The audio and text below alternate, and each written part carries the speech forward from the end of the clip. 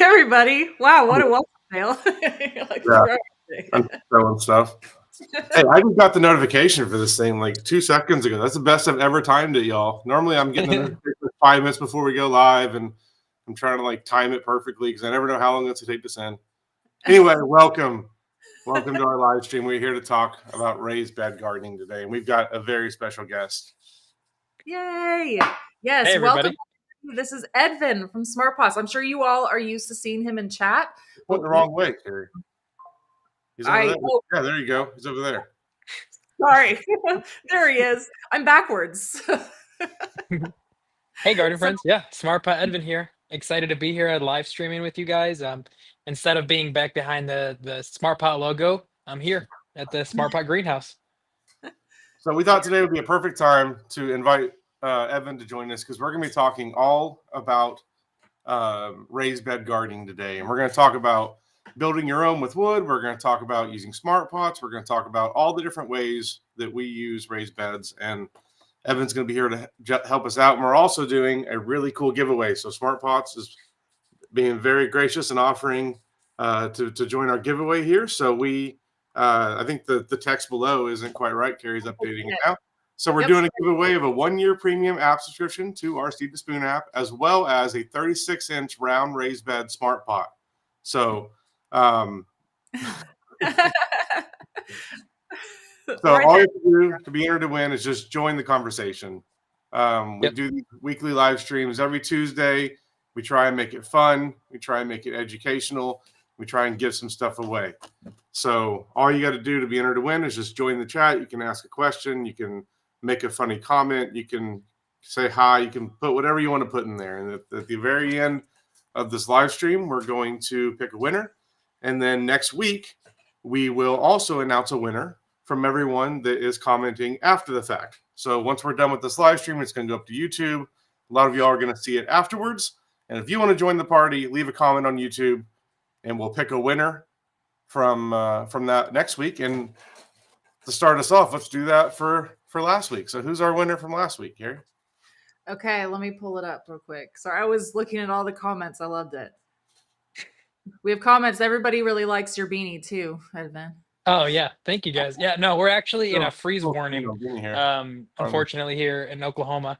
So I was actually telling Carrie, you guys I could probably see your house from here. But yeah, we're in a freeze warning. The greenhouse, we've cut the water off. Keeping it from getting it frozen. The plants are hunkered down. So thankfully, the greenhouse is heated, because if not, we would be in some bad luck. But yes, it is definitely cold here. Kind of jealous. I've been surrounded by all the green right now. Zooming in. I want to see what all. So if you haven't checked out the series that we're doing with Edvin, we've been out with them in this greenhouse. So Smart Pots is based out of Oklahoma City as well. And over the years, we've worked with them on a number of things. And now we're working together on growing some stuff. So we got some really cool stuff that we're doing.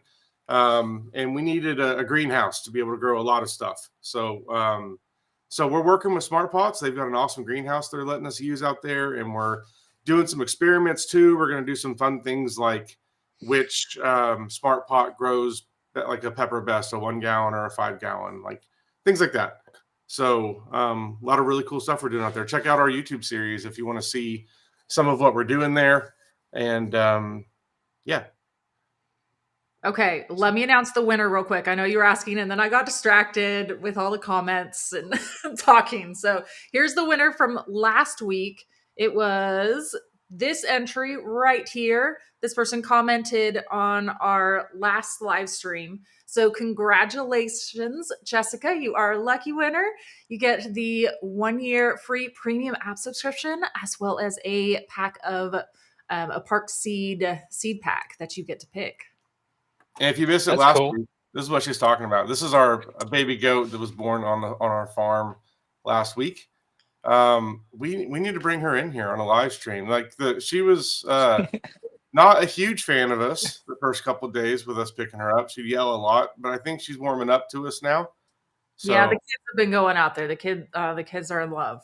Yeah, so I think we need a live stream goat or sheep. We got some new sheep too. I need to go out there and visit her. She looks too cute. Yes, you do. Yes, you do. She's adorable. Yeah, and check in. This is one of the lambs we got too. It was born. No. So it's a fun time of the year on a farm because this is typically when we're getting a lot of the baby goats and sheep and all that kind of stuff. So, all right. Well, let's jump in and talk about raised bed gardening. Okay. Here we go. Get everything set up. Okay, so I know we did already mention this, but one thing we didn't mention, you guys, is the fact of you guys get to pick if you get a purple one or a black one. And I will say that my personal favorite is the purple. It is absolutely amazing. I love these smart pots. We grow in these all the time. So we're going to be talking about them a little bit more and we're going to be covering all sorts of different types of raised beds. But I wanted to show you guys that you guys get to pick too. Yeah, I don't even think I have to ask anymore. I don't have to ask Carrie anymore what color smart pot she wants to use for the new projects. It's kind of already a given. So at this point, I kind of have to pick and choose for her. Yep. You know me so well. Welcome to my life, Edmund. Yeah. But if I ever want to buy something new, if I just find it in pink or purple, she's like, yeah, let's get it. So what's a pink or purple boat, you know? If it floats, everybody that's all else agrees with me here in chat. Everybody likes the purple. Yeah. Okay. So, first of all, after all of that, we'll chat a little bit about why somebody might want to use raised beds. I mean, there's pros and cons to doing it in ground and also above ground. So, I wanted to cover just a little bit of the pros and cons that we've found whenever we are using them ourselves. One of the huge things is soil quality too. So you can make your own soil, which is what we do. And I'm going to talk a little bit more about the specific type of soil that we use for raised beds later on. But I did want to mention, like, you can really control that soil well. And because where we are, we do not have great quality of soil. So it being in the ground is not really a great option for us. We're working on that, but it's definitely a lot easier and better to have raised beds for that reason too. And also it has a lot better drainage, which I'm going to go ahead and show you guys this picture that's coming up next. So this was our garden in 2020. It was either 2020 or 2021. Whenever we had first moved out here, this was our first spring. And we had set up our garden in what we had no idea was a flood area of the yard that just floods really bad. And this was a year we had so much rain and like so many farmers lost their crops. Like it was a really bad year where so many people lost crops that were doing in ground. And we did just fine. I mean, we had standing water like this for days and our plants were not affected. Like it was crazy. Like being in the smart pots really helped us out that year. So I will say that is a huge benefit to having raised beds off the ground, because if you have any sort of torrential rains or anything like that, like that's just a huge benefit for you. And also, I will say too, decreased weeds, because obviously you're growing above the ground, not in the ground. So you're not fighting with all of the weeds in there. You're able to select where you want to put it to. And it's just, yeah, you have just a lot more control over where you put it. But there are some issues too for doing raised beds at some point. So there's sometimes a limited root depth if there is a bottom to it, at least. I know with our wooden raised beds, we didn't put a bottom in them, so that way they can grow down into the soil if they need to. So that way, they can take over the area if they want to. And sometimes you might have to water more, but it's just what is important for you and what, yeah. We have so many good comments coming in of people talking about how they're going in raised beds and everything. It's hard to keep up. So if you're nice. Yeah, but like Carrie said, raised beds, especially if you're just getting into gardening, please start with a raised bed. because there are so many more challenges that are involved if you try and grow directly in the ground, mostly related to soil. And there's a lot more you're going to have to learn, and a lot more you're going to have to understand. And there's so many reasons why you're going to have more success in a raised bed. So I highly encourage you, if you're going to grow food, start out with one of the methods we're talking about today. All of them work well. They all have their purpose. We have all three of them in our garden right now. We'll talk about different ways we use them and different ways I think about them and stuff like that. But I definitely encourage you to start out with raised beds. And the comment here is a great one about putting down cardboard. That's something that really helps out with killing out the weeds, and that's one of the big reasons why I recommend raised beds as well, is just fighting Bermuda grass. Especially, you're going to spend more time fighting Bermuda grass than you are doing anything else in your garden, and it ruins the experience. And our first year or two of gardening was all about just battling Bermuda grass. And then once we really embraced just covering it with cardboard and a foot of wood chips, then a lot more of our garden time became, well, battling squash bugs and everything else you're going to be dealing with in the garden. But it's better than Bermuda, I'll tell you that. 100%, yeah. And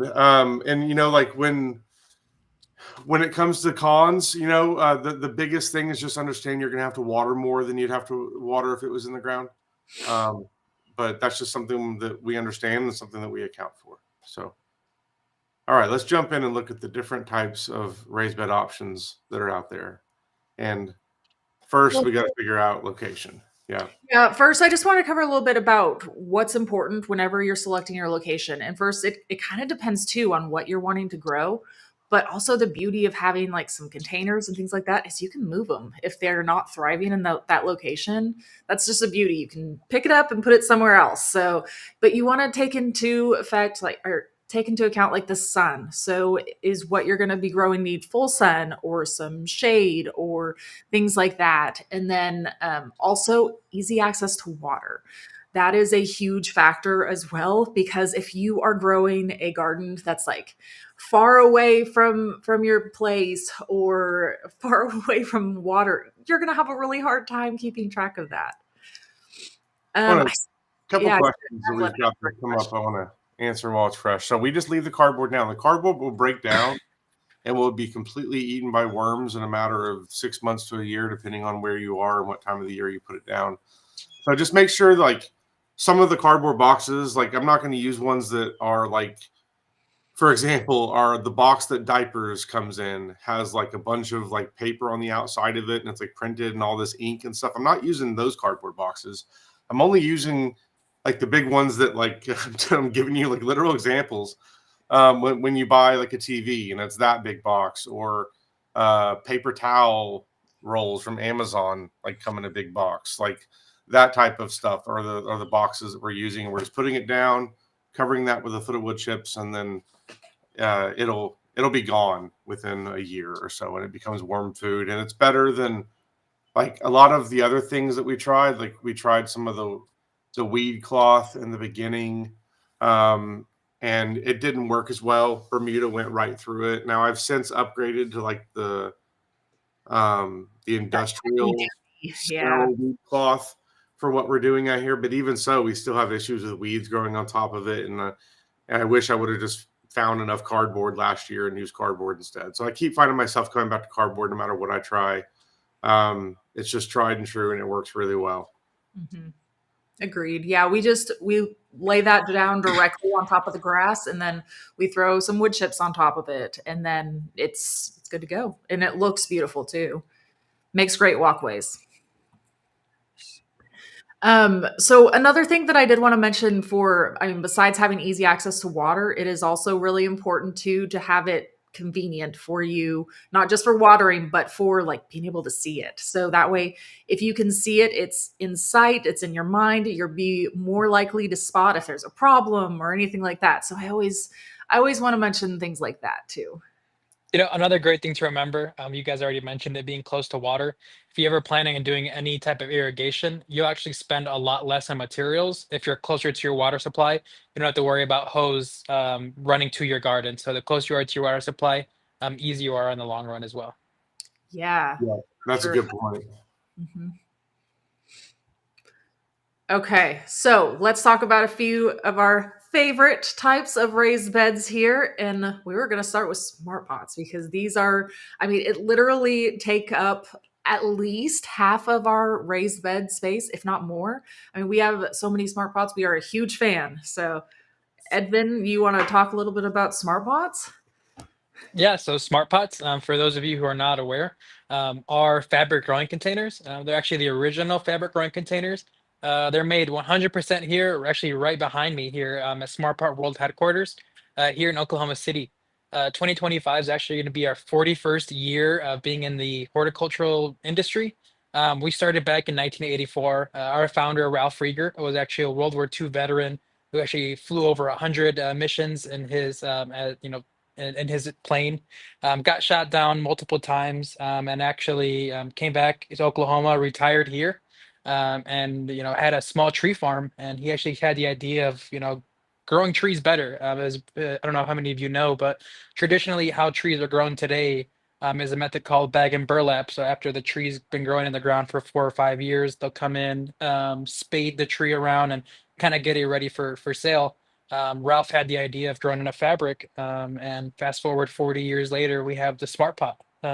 So they're great for growing all types of vegetables, herbs, and tomatoes. As you know, Carrie and Dale, they grow literally all of their vegetables in Smart Pots. But they're also amazing for houseplants. I'm a big houseplant guy. I just repotted this string of pearls here.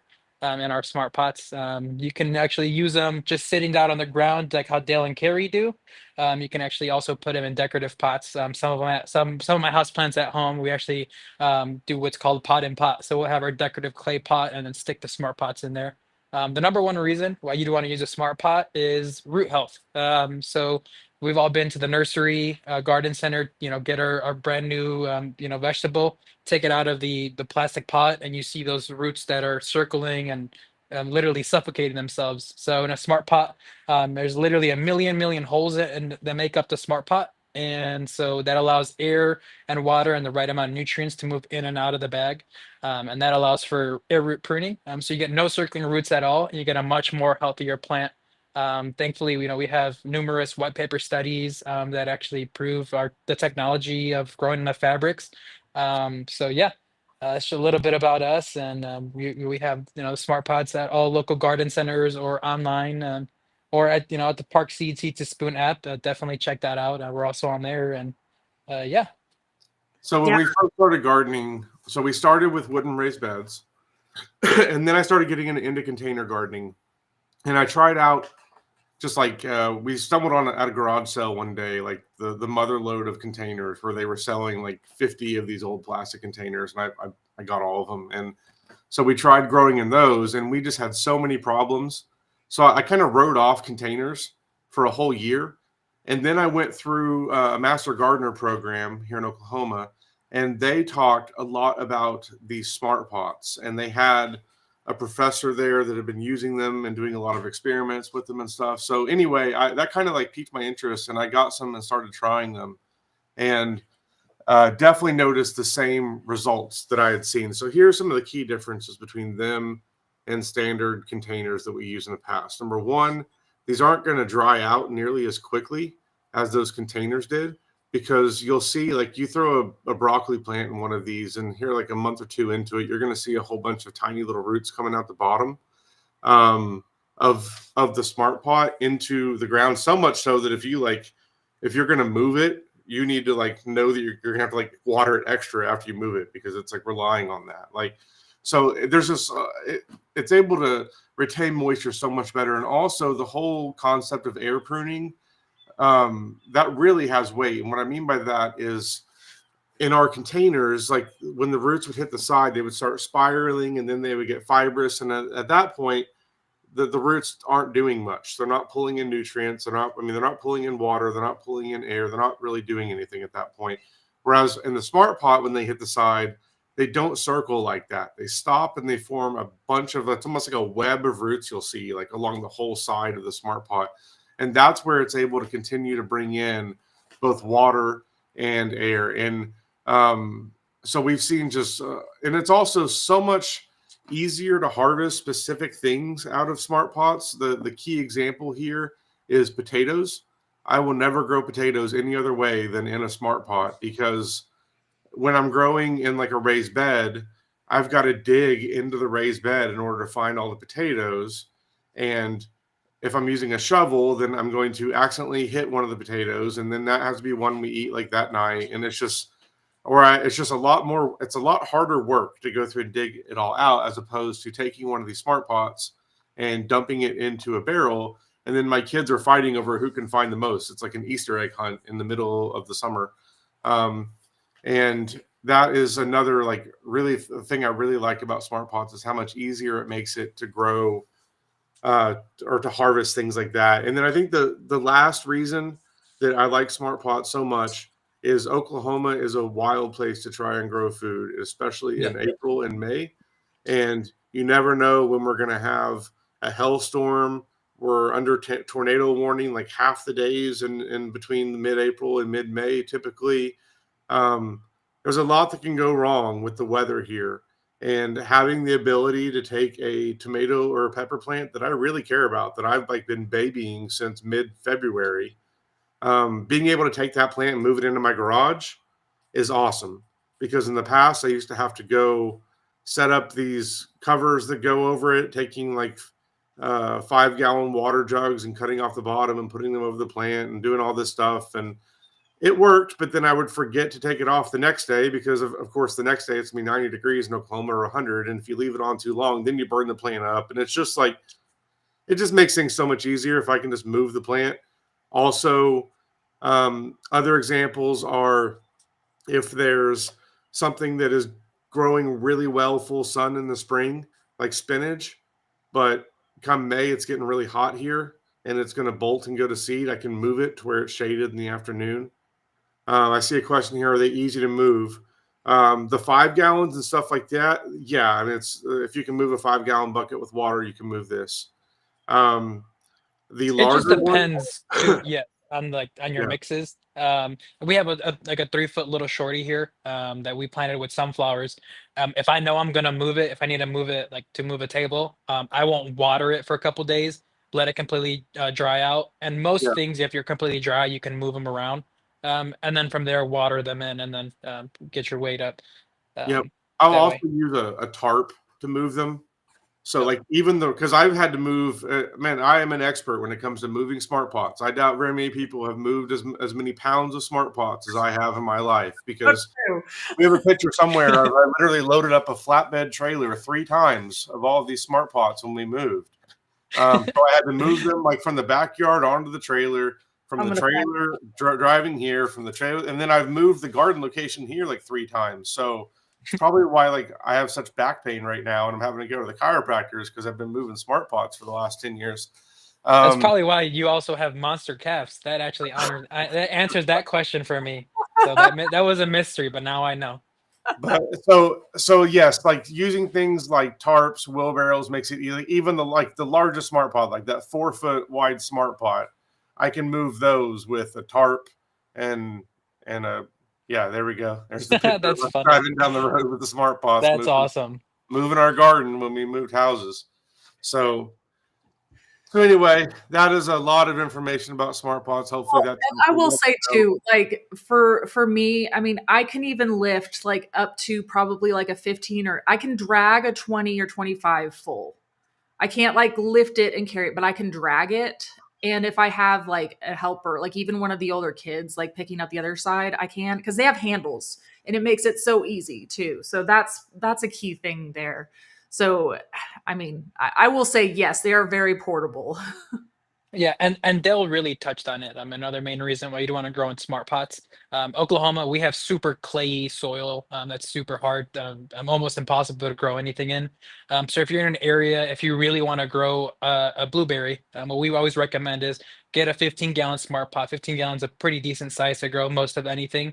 And then go to your local garden center and buy blueberry specific soil, because any nutrients that you put inside of your smart pot are going to be uptaken by your plant. So go ahead and get your blueberry specific soil, high pH acidity count, and grow your tomato in their 15-gallon smart pot. And if you want to grow a certain strain of tomato, you can do the same thing as do your champion tomato, in its own container. And then that way you don't have to worry about, over fertilizing or under fertilizing. You just have to keep the schedule for whatever plant you're growing.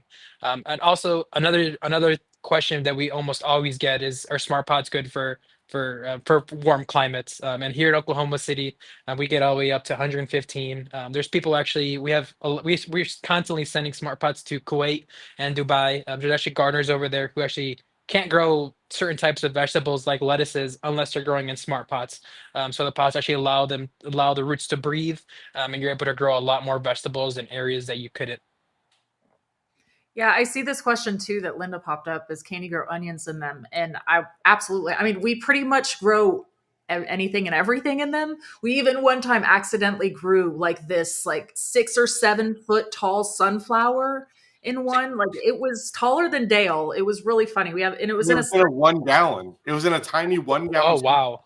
And he's just like holding it. It's just like towering above like the roof of the house. Like, oh, it was funny. So I mean, you can virtually grow anything in them. I mean, we grow root crops in them. We grow everything in them. Yeah, what I tell beginner gardeners, like if you're started looking to grow, a small batch of onions, try a 5 gallon or a 7 gallon, super small. It's just something that you can, super easy to maintain. Grow your first, grow 2 or 3 bulbs, and after you've done that, then you can move on to a larger size bed, or go up from there. I thought this was a great question too. So, can you plant more than one plant in them? So, I mean, again, like absolutely, I say that too. I mean, it depends on what you're growing and the size of it too.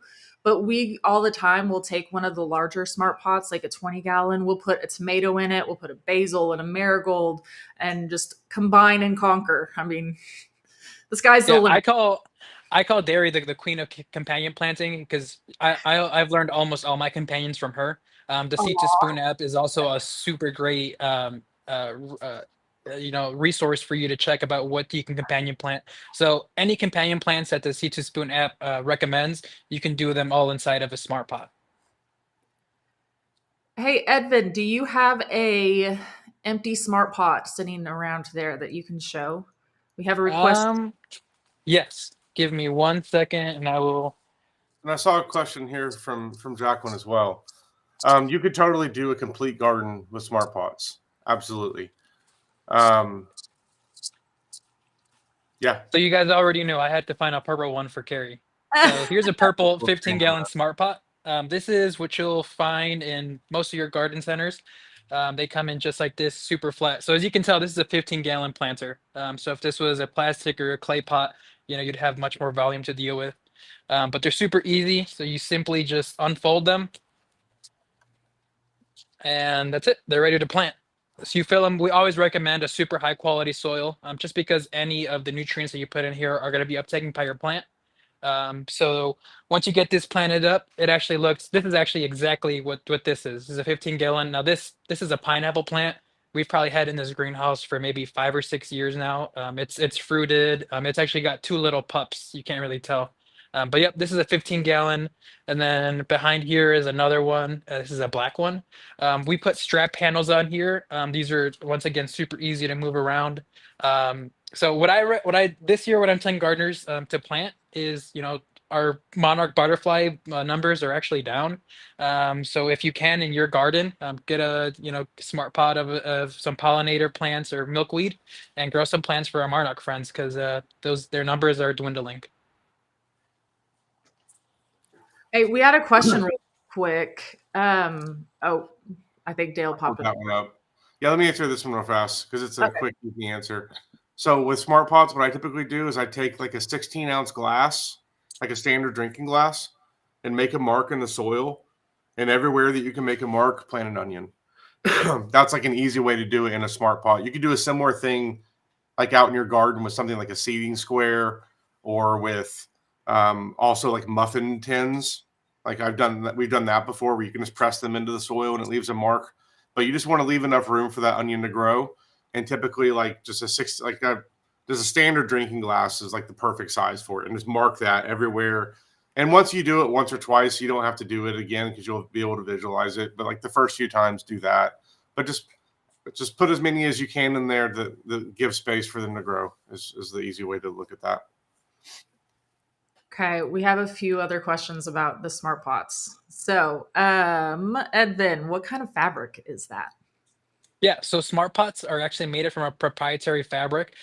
So I'm sure if you guys have gone on Amazon, look up grow bag, you see hundreds and thousands of knockoffs. Unfortunately, we're the only ones that are made from our smart pot geotextile fabric, and it's actually a lead and BPA free organic fabric. So that's super important. So if you're growing any tomatoes, vegetables, or herbs, they're super safe to eat. It's a completely virgin fabric, so it's not made from any recycled material, and they'll easily last you 5 to 10 years in your garden. And they're made 100% in the United States, so nothing comes over from China or overseas. Like I said, they're made right here, right behind me. Yeah, you did bring up a really good point because that is something that people ask us all the time is how long they will last. Because I think they're used to like the cheap knockoffs, but Yes. we have actual smart pots that, I mean, since the beginning of when we started growing, I mean, and we're They're growing old. close to Yeah. 10 The years. the material is that it was the number one thing that sets apart a smart pot from any other. I mean, everything else is literally just a pot. Ralph had over 30 years of R&D inside of his own tree farm to kind of get the right formula of the fabric, to make sure that it's not going to deteriorate. Because remember, smart pots, our commercial line, are service some of the largest tree farms here in the United States. They have thousands of pots literally in their fields. And if they're slowly leaching microplastics, they would have to amend for that eventually. So smart pots do not deteriorate. They're lead BPA free, easily last you 10 years. And yeah, I mean, we have bags that, have been here since, we first moved into this building. So they're pretty amazing and they'll last a long time. And don't forget too, we sell all of these smart pots in our app. You can get 15% off of them with code spoon 15. And you can also get free shipping on your order if you are a yearly subscriber to the app. So if you're looking for smart pots, we have all these in the app. We have all of our favorites in there, like all of the ones we actually use are right there. So I popped up a question earlier about critter, like could a oh my gosh, I can't talk right now. If a critter could chew through the fabric. I've personally never seen this, but Edvin, have you heard of any? So the fabric doesn't taste good at all. And so what will happen is, I mean, obviously, if you have critters, they'll go like on top, but they won't really chew. The only one time that we've had a story come up to us about chewing, was we actually have a compost stack, which is a compost bin, if some of you guys are not aware. And it was actually a Canadian smart pot gardener, and they had been under like multiple feet of snow for like weeks. So they said that some rats, I think, had finally found into their pile and dug in and like kind of made themselves home because the compost pile was so warm and outside it was like -0. So that's the only time we've seen, we've heard of chewing, but for the most part, like I said, it doesn't taste good, so you're not going to have to worry about that. Are you on the taste testing team, Edvin? Yeah, I am actually. We meet on Fridays if you're interested. That'd be a good live stream. How long does it take to eat a 1 gallon, huh? Oh man. Okay. Yeah, if you guys have any other questions, please pop them in the chat. For right now, I'm going to hop on. Oh, I did have another slide showing some of the round raised beds. So it's one of like the actual round raised beds. It's a 50 gallon. I think he's gonna go grab it. That Yep. we're giving away today. So it's 36 inches wide. Yep, it's that one right there. Yep, 36 inches wide, so 7 cubic feet of growing area, 6 cubic feet of soil to fill these. And these you can do if you're a small space gardener. You can do a complete garden here. I would do some patio varieties. So I would do like patio variety of peppers, tomatoes.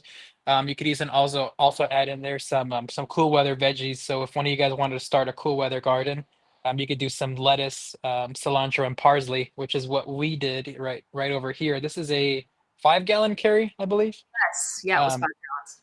Yep. So one of you is going to be able to choose either the purple, which is Carrie's favorite, or the black, which is a classic black for Smart Pot. Yeah, and it's such a great way to grow salad greens is to fill one of these up, just sprinkle like a mix. Like we have a mix in the store that's a romaine blend of just different varieties of romaine. Sprinkle that all through there. Sprinkle some spinach and a little bit of kale, not quite as much kale as you would the others because it needs more space. And just let that go wild, and you will have a basically like a chia pet of lettuce in a month or two. And the great thing about that is you can just harvest it. And in 2 weeks or so, a week or two, you'll have another round you can harvest again. Yep, exactly what Evan's showing here. Let's go full screen on Evan so you can see this. So this is a 5-gallon smart pot that we did that exact thing in about 6 weeks ago now, probably. And look at that. It's beautiful. And we did we actually did some taste testing on this last week. We did, yes. It tastes incredible, and just look how convenient that is. And you could have several of these. Like that's usually what we'll do is we'll start them in rounds, where every couple of weeks we'll sow a new round of it, so that they're all coming into harvest at different times, and we can move them around. So if it's a really cool day outside, I can put them out in full sun. If it's a random 90-degree weather day in February that we get here, I can move them. I can move them to where they're shaded or they're indoors even if I need to. So it just makes it so much easier.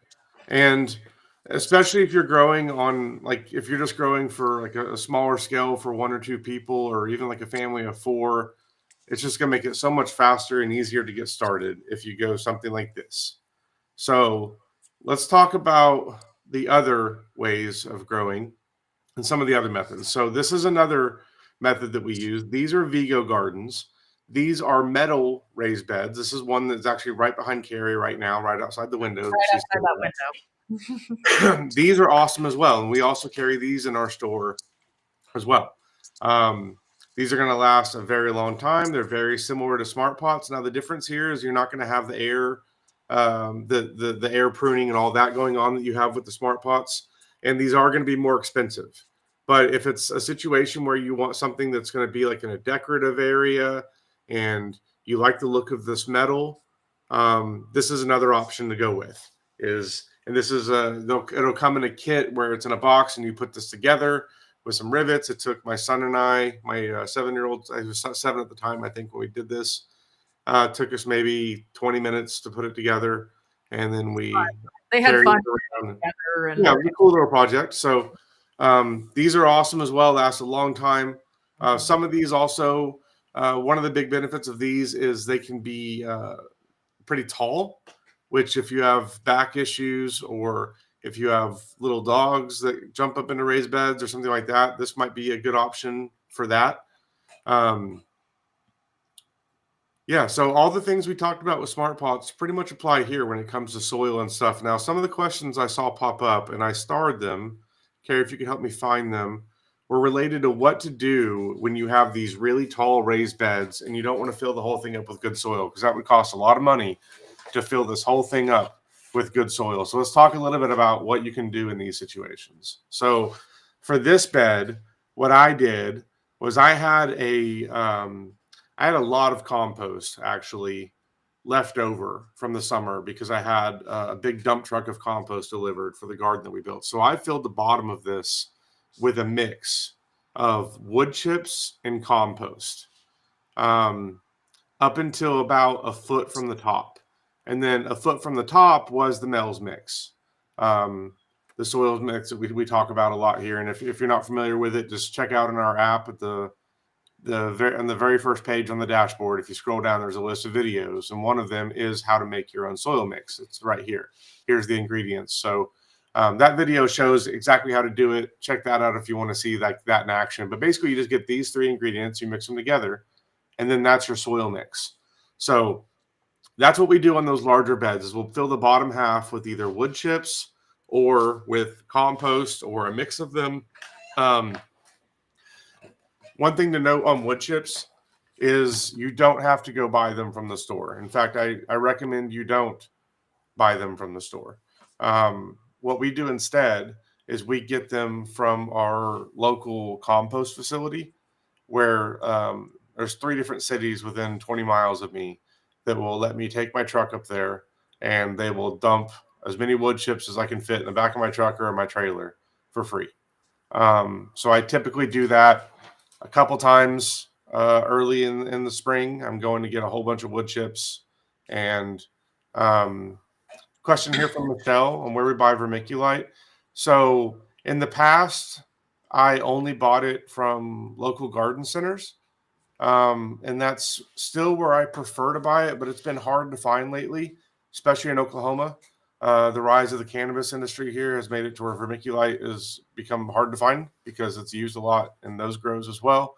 Long story short, I've discovered it's now available actually on Walmart for delivery, and the price is comparable. So however you feel about where you like to buy from, that's your own opinion. But if you like to buy from Walmart, that's a place that you can get it from now. You can also get it from, like I said, local garden centers. Just make sure you're buying the 4 cubic foot bag, because if you go to, I've seen it in like regular stores before, but only in like 1 cubic foot or 2 cubic foot bags, and they're the same price that I'm paying for the 4 cubic foot bag. So just make sure you're buying it in bulk. This is another great solution here, Chip Drop. We've had success with this, I think, once, and that was when we lived in the city.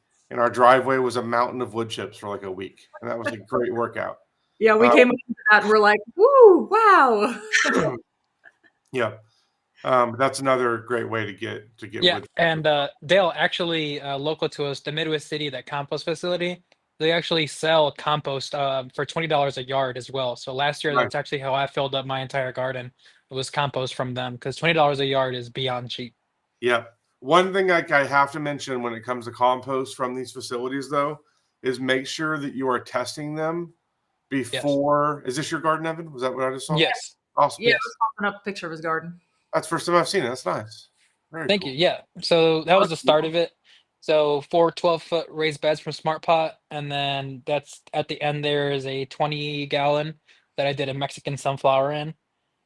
So I'm a renter. So just another benefit, that we talk about, gardening and raised beds. This is super easy and compact. I've since moved from this house. So it was super easy to just, pile everything. I actually stuffed my entire garden inside of one of our compost sacks. So it's pretty funny. I have, a complete garden in there. But yeah, we did all different types of peppers, tomatoes. This is actually in August, and if you remember, in August we got like 110-degree weather for like an entire week. So on the right side, all of my tomatoes pretty much fried, but everything else was super happy. So this is that Mexican sunflower. This one was in that 20-gallon Smart Pot. And I had not seen a Mexican sunflower. It grows almost like a bush. And then at the very, very front here, if you see those orange marigolds, that was a single bulb marigold that I got. Actually, some of you are gonna hate me for this, but I actually got from a big box store, Walmart. It was just one bulb. It was on sale for $2. And I had just watched a stream. Carrie said, "Hey, add marigolds to your garden to keep away aphids." And I was like, "Well, dang, I need to try that." So I did that, and it just, it literally got so big that it was just toppling over. Um, Also on the left side, I put lemongrass. Lemongrass is another companion plant that I learned from Carrie.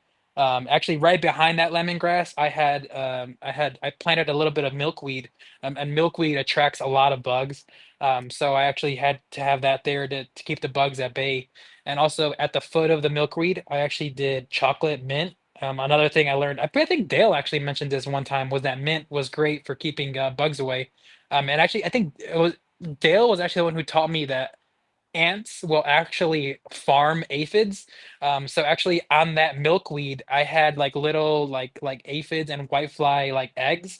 And there was just like a highway of ants that would run up and down the stalk, and they were pretty much farming the aphids. So like you said, I left everything there and I didn't spray for anything. I didn't have to worry about pests. I kind of just let nature take its course, and it kind of took care of itself. So it's pretty cool. And thanks to you guys for all the great tips.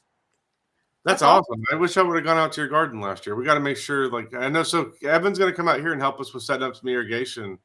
Let's go out to your place too, because I see that fence that you've got.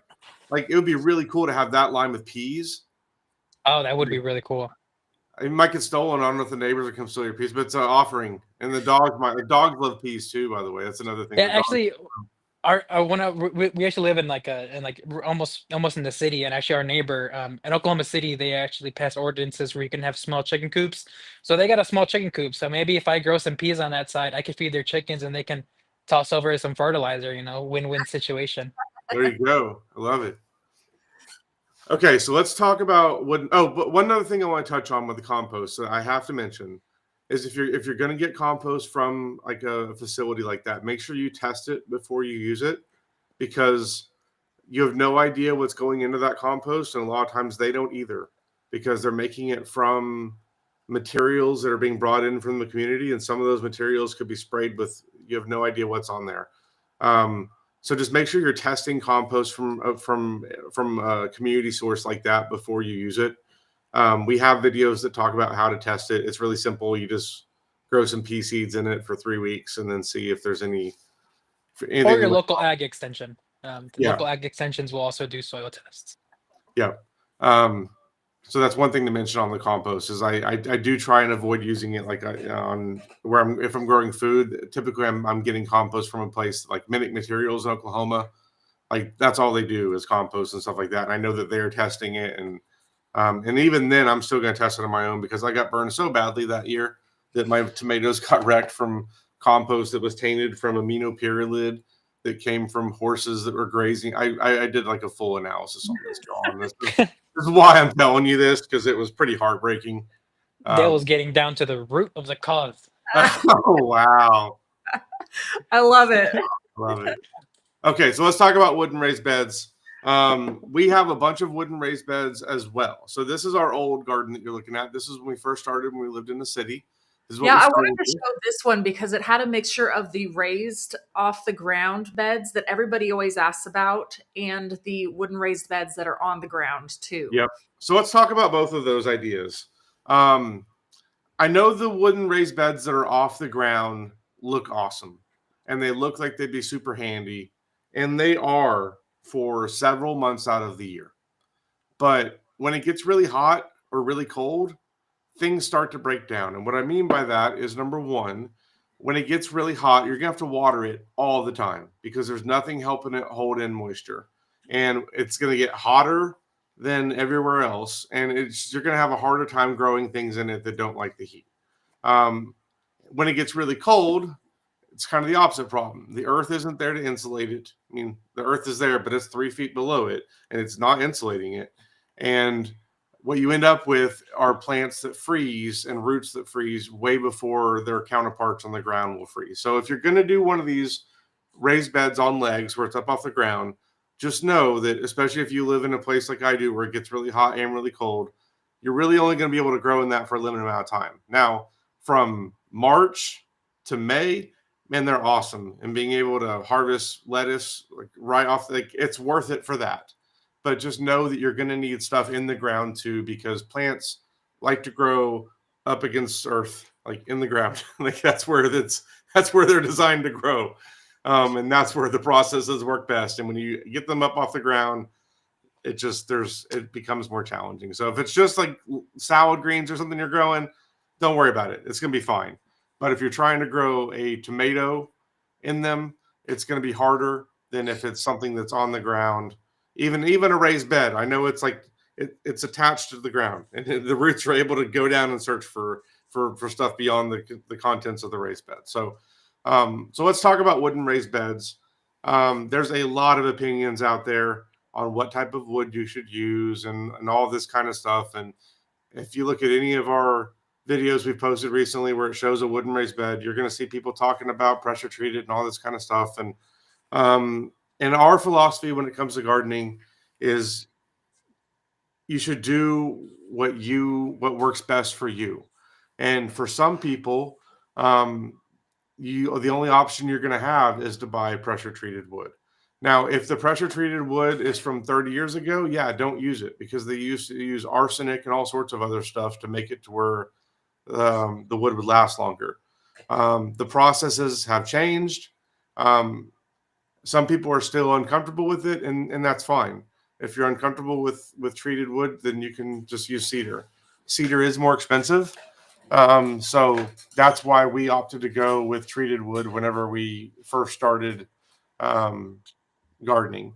And whenever we built a bunch of raised beds last year, I needed to build 12 raised beds, and I didn't want to spend twice the cost to get cedar. So if you're concerned about the pressure treated from the wood, you can also line the inside of the side of the bed with the plastic. But again, there's other concerns about about plastic getting into the food. So again, you could, when it comes to this type of stuff, I just tell people, like, whatever you want to do it. There's a lot of different options here. You can do smart pots, you can do wooden raised beds, you can do Vego Gardens. So if you don't like wood, you can use metal. If you don't like metal, you can use fabric. Like, there's a lot of different things you can use. So just pick one and go with it. The point is, just start growing instead of buying stuff from the grocery store. That's the statement I'll make, is all of it is better than buying the stuff from the grocery store, for so many reasons. So when it comes to like how to build the wooden raised beds, it's really easy. You just get, like, I recommend doing either 4x4 or 4x8. Those configurations are going to be the easiest because wood comes typically in 8-foot sections. You can buy 12-foot sections, but then you got to figure out how to get it home, or you have to have the person at Lowe's cut it for you, and you got to go find the person and then wait. It's an ordeal. So just buy 8-foot boards and get a saw and learn how to cut it in half. You can buy a $35 saw at Harbor Freight, like just a regular, what are those called? I'm not a carpenter, but I know how to use everything. A circular saw. Thank you. You can use a circular saw. Those are cheap. Cut it in half. So you have 2 8-foot boards and two 4-foot boards, and you screw them together. That's basically all there is to it. There's other things that go into it, like reinforcing the sides, stuff like that. We have content that talks all about that, and it is worth like spending the extra time to reinforce the sides with bracing so they don't bow, especially on the 4x8s. But I don't want to get into kind of all those rabbit holes on this. I think the point is, I have so many shorts and videos showing us going step by step on how we made ours too. So go check those out. They're on all of our socials. So wherever you guys are, we are. So wooden raised beds are a great option. Another way you can do this like really cheap is with pallet lumber. So, we switched slides. Sorry, accidental click. Pallet lumber is something else I've used in the past to build wooden raised beds. And a lot of times you can get pallet wood that is not chemically treated. It'll have an HT stamp on it, which means heat treated. Also, I've had cedar pallets. You can get really good wood. Now, you've got to like break the pallet apart, and there's a whole like science to that. And I should probably make a video breaking down how I break down pallets at some point, because I got really good at doing that. We had to break down like 100 pallets in a weekend once. So I found the best way to do that. So that's another option if you're trying to do this on a budget. Pallet wood is a great option as well. It's going to take you more time to do this, and if you're trying to, this is a great question. Painting the boards is going to make them last longer. And there are paints that they say are safe for it. Again, you can probably go down the rabbit hole of research, and there's some research that's going to tell you that paint isn't good to have next to food. And there's a lot of rabbit holes you can go down related to all this if you want to. So do with that what you will. I will say the painted boards did not hold up any longer than the boards that were not painted.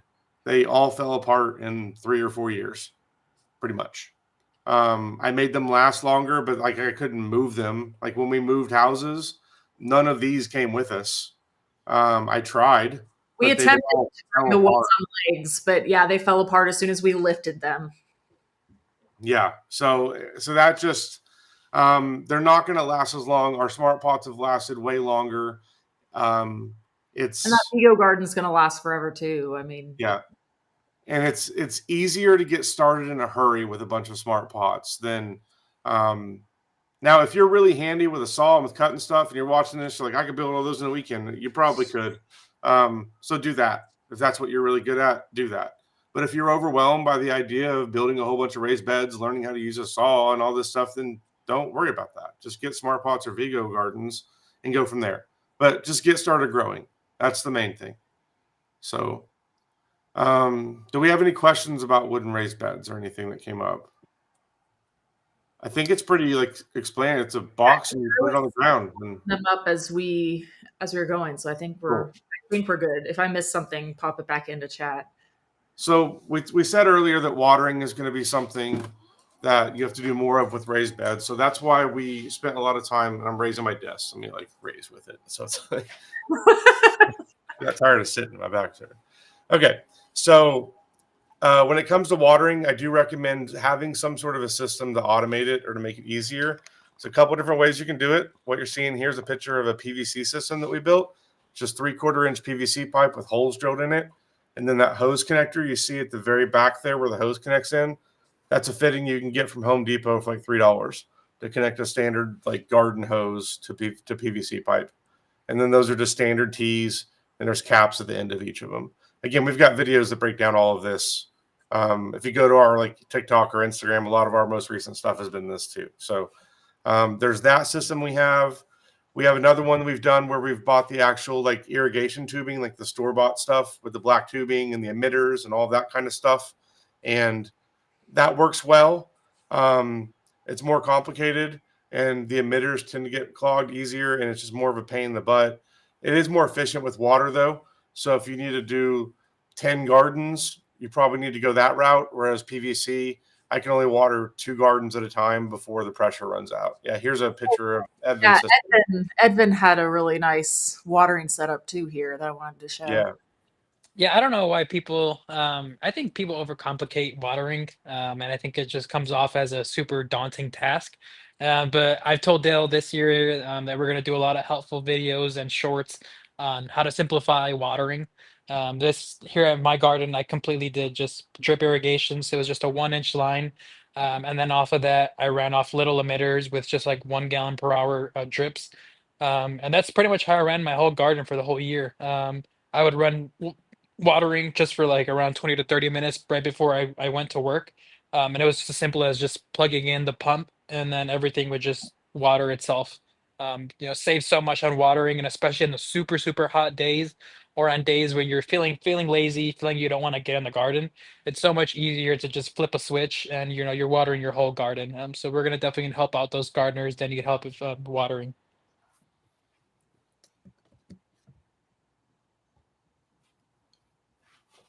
Sorry, I'm trying to get back to it. Claire and I both did a time check and realized it's like 12:57 and we're supposed to do the giveaway. So we're like, we have 3 sides. Uh-oh. All right, let's cover a couple other things here quickly. Oh, gosh. I'll come back. Oh, we're both clicking things. I got it. I'll click it. Okay. Okay, let's cover a couple other things here pretty quick, and then I can come back to more questions. I want to make sure we do this giveaway at 1 o'clock, though, if anyone has to leave. These PVC dome hoop houses are also awesome when it comes to raised beds, and these fit perfectly on top of the 4x8 wooden raised beds that we talked about. We've also used these for smart pots. We've just built them to be the size, like just to be a little bigger than the smart pot to go over. We have a lot of content. Check out our Instagram or TikTok or any social network where Carrie is frantically trying to keep up with all of them. So check those out, and you can see exactly how we build these. But these are awesome for extending your season, protecting your plants, and just making gardening easier overall. And then also these cattle panel arches are something else that we use a lot of in combination with these wooden raised beds. So check that out as well on all the socials. We've got like these 1-minute videos that break down exactly how to make these. They're easy to consume and understand what they're doing. So anyway, that's raised bed gardening, and let's announce a winner here, and then we can come back and answer some other questions we've got. So just a reminder of what you're going to win. You're going to win a 1-year subscription to our Seed to Spoon app. That's going to give you unlimited everything in the app. You can log unlimited plants, unlimited GrowBot questions. You can take pictures of as many things as you want to send to GrowBot, and it'll help you out. It also gives you free shipping on all of your orders through the app if you are a yearly subscriber. Okay, and you're also going to win your choice of these 3-foot smart pots. These either a purple or a black one. All right. So without further ado, Carrie, you've got a winner? I do. Congratulations, Teresa. Congratulations, Teresa. Send us an email at info@seedtospoon.net, and we'll get you set up with your gift. Woo! Nice. Awesome. And if you're watching after the fact, don't forget to, like, after this posts, go back in and comment again. So that way you guys might win. And we'll announce that winner on next Tuesday. Because we do these every Tuesday. We're always here, same time, same place. We're going to try and we're going to stick around and answer some more questions, but we're not going to be able to get to everyone's question. And it's one of the reasons why we built Growbot. So if you haven't seen Growbot yet, it's a feature in the app that lets you either ask a question or take a picture. And we have an AI model that we've trained, and you can interact with it, and it's going to give you really good answers. I've spent so many hours testing this thing and tweaking it, and I'm very confident in the answers that we're giving out from it. And I know it's helped us out a lot, especially the picture thing, being able to take a picture of something of like, what bug is this, or what is wrong with this plant, or whatever it is. And I've learned a lot from it too. So it's been fun to use. Just from a personal standpoint, this was when we first started developing the app. It was one of the big dreams that we had. We had two big dreams. One, make it to where you could map out your garden visually. And we just released that a month or two ago. And then the other one was make it to where you could take a picture of a pest or of a plant and it'd tell you what's wrong with it. And both of those things are in the app now, and that feels so cool. And that's thank you, Arthur, and and thank you to all of you for being with us for the past, how many years now have we been doing this? 2018, 6 years. So it's wild. Yep. So, what other questions do we have that? I saw this question really quick. Yes, I am literally adding I am adding plans all the time, as fast and furious as I can. So let me know. Pop it right here, and I will add it. And I will say that you can add custom plants as well. So if it's a plant we don't have in there, you can always add your own custom plant. You can also add it from the seed packet. You can take a picture of the seed packet. It'll add that in as a custom plant for you. It wasn't super visible before this last update we just put out because the custom plants was only over on the plants list. It wasn't on the planner view. We added it on the planner view too in an update that just went out on Saturday. I think it's Saturday. It went out over the weekend. So, and also we just released an update as well that now allows you to have a garden size up to 30 by 30 for each raised bed. When we built the planner, the idea was that each raised bed would be a garden. So most would be 8 by 4, but some of you want to have just one giant garden instead. And we hear you. And that's why we built that.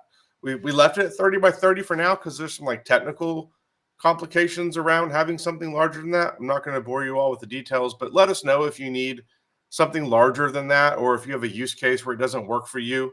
We're trying to make this flexible enough to work with everyone and everyone's use cases, and but also make it to where the app works on really old phones too. Because some of those old Android phones y'all have no memory, and we're trying to do everything we can. We're trying to make this old car drive fast, but sometimes it doesn't work well. So anyway, okay, what other questions do we have that we need to? We have a lot of questions, so I don't know. We tried our best. There are a lot of questions that I don't. Why last week we did just a question and answer one, and we might need to do that again. And I think we're going to need Edvin in here again soon too, because we had a lot of smart pot questions. So something we mentioned mint earlier, and this is a good call out from Arthur. It is invasive, and this is one of the reasons why I grow mint only in a smart pot. So it can, and even if I grow it in a smart pot, it's going to try and climb out of that smart pot and go into the stuff next to it. But I can at least just pick it up and move it and be like, no, bad mint. Well, this is a good question too. If I grow mint in a grow bag, will it root into the ground? It will try and creep over and go into the ground, but it's not going to root into the ground from within the smart pot. Now you will see the little roots growing out, but it's not going to be enough for it to be able to go off and do its little mint thing. But it will try and crawl over the cross. I don't know how to say it. It's what mint does, But I will say, a mint, if you have issues with mice, a mice getting into the house around a certain area, put a bunch of mint around there, because mice hate the smell of mint. It just overwhelms their senses. So it just makes it very hard for them to smell anything else. So they avoid mint. We had one year, oh man, it was so bad. We had so many voles, and then you were like, let's put a bunch of mint. So we planted a bunch of mint over there, and oh my gosh, it's amazing. That was the mint wars because we planted like 10 types of mint in the same bed just to see what would happen, to see who would win, and just to see. We just knew we wanted the whole thing to be mint. And Bill Ferris at Prairie Wind Nursery had like 8 types of mint, and of course I had to get every single one of them because that's what happens anytime I go to the nursery and they've got like 14 types of basil. I wonder which one we should get. And I'm like, well, we got to get all of them is what we got to do. Okay, these are really good questions that I had starred. So Carol was asking, do you need to change the soil in the smart pots every year or just add more? So what I personally would do at the end of the season is I get all my spent soil together. If you have a compost pile, put it in your compost pile. What I don't ever recommend doing is throwing away your soil. That's never a good thing to do. So what I would do is then, I started season right about now, either add some fresh compost or go ahead and refertilize. And I also like to mix in older soil with newer soil. So like for my raised beds, actually all my spent soil, that's what I'll use to fill out the bottom. And then at the very top, I'll put in more nutrient filled stuff. So definitely save your soil, reuse it and amend it. Definitely don't throw it away. And for the scale that we're growing at, there's no way I could empty all the smart pots. I just leave the soil in there year to year. And then at the beginning of the season, I will evaluate each smart pot. And you can tell, like once you get a couple into gardening a little bit, you'll be able to just like look at, you can smell soil and be like, that's good soil. And you'll be like, who am I? But that's what happens. And you'll be able to tell if soil has life in it or if it doesn't. So as I'm going through in the beginning of the season, some of these smart pots are awesome and they just need to have a little bit of compost added in. Some of them will be like really dried out, or the soil just like, I could tell that I skimped on the soil mix for that smart pot. And what I'll do is I'll kind of take those and dump them into like a big wagon I've got going. I'll kind of combine 3 or 4 of them into one. Then I'll add in like a whole thing of a big bucket of compost in there, and then mix all that and make a new soil out of it. That then hopefully that makes sense. So some of the smart pots, I don't really have to do much at all. I'm just going off of how the soil looks. Every single one of them, though, is at least getting compost and some organic fertilizer. Espoma is the only fertilizer we use aside from making it. I did try making like a giant batch of fertilizer a couple years ago, and that was really gross. I'm not going to do that again. I had like the smell of fish fertilizer in my nose for days. I couldn't get it out. It was, yeah. Carrie remembers all the things we tried to do. So that's one of those things I'm like, I'm just going to buy like fertilizer from now on. I'm not going to assemble all the ingredients and mix it all up and do all of that again. Oh my gosh, it was so bad. It smelled horrendous. But yeah, it's so much easier just to buy the Espoma. I mean, it was all the same ingredients we were getting anyways. And we are going to be adding in Neptune's Harvest soon as another source of fertilizer. That's an old school fertilizer that's been around for a long time, made out on the East Coast, literally from the byproducts of the fish industry out there. I met the founder of the company last year. He's a super cool guy. Really cool dude. And he's been doing this longer than I've been alive. And he's like one of those, Jeff from Smart Pod is another one, but that guy is like an OG from the industry. I mean, he's been around, he's watched, the shelves change in garden centers. So he's a pretty cool guy. And I'm excited for you guys to be carrying their stuff because, we're going to be getting some in the greenhouse to fertilize our greenhouse with his stuff because it's just that good. He told me too, the past 20 years, the Champion pumpkin has been grown with their fertilizer too. So yes. Yeah. All right. Well, this has been awesome. Evan, thank you so much for joining us. Your debut with us. We've been in the chat for so long talking to all of you. We had to get him in here. And hopefully we can do more of these. Like we said earlier, we're doing a lot of content with Edvin on our Instagram and our Facebook and our TikTok probably too. So check out that in our we have some YouTube videos we're shooting out here. And so you may have heard of content houses. It's like what all the kids are doing where they all like live in a house together and make TikTok videos. Like if you're following up with Generation Z, I've got a bunch of teenagers, so I'm kind of forced to. That's what they're doing. So we're doing the content greenhouse. Yeah, Edvin and I started a whole bunch of tomatoes and peppers in that biodome right there. To give them an update, Carrie? Yeah. Let's see them. Oh, yeah. I love it. Yeah, you guys. there are a bunch definitely of got to check out the. They definitely got to check out the video of us planting these. Yes, yeah, for so sure. Here, like probably 3 weeks, maybe 4 weeks, we'll be taking these out of the biodome and transplanting them into transplanters. And we're going to be showing all of that as well. We got to grow a lot of plants because we got some projects we want to do where we're going to need a lot of plants for them. So yeah, these were a bunch of new varieties. Like, well, there was like several kitchen minis that I've grown for like since last year. I love it, but there's some new like compact like container varieties that I was really excited to try. So I'm like, yes, let's do it. Awesome. Well, great. Well, thank you all so much for joining us. This was a great one, and we'll have to have Edvin on again soon. Anytime. Thank you guys for having me. Yeah, thanks for joining. And everybody, we will be here same time, same place next week. And don't forget too, you can, if you're watching this after the fact, or if you're watching now and you want to win, after this post, go back, add a comment, and you'll be entered again to win. And we'll announce that winner next week. Awesome. Well, thanks everybody. We'll see you all next week. Bye everyone. Bye-bye. Bye.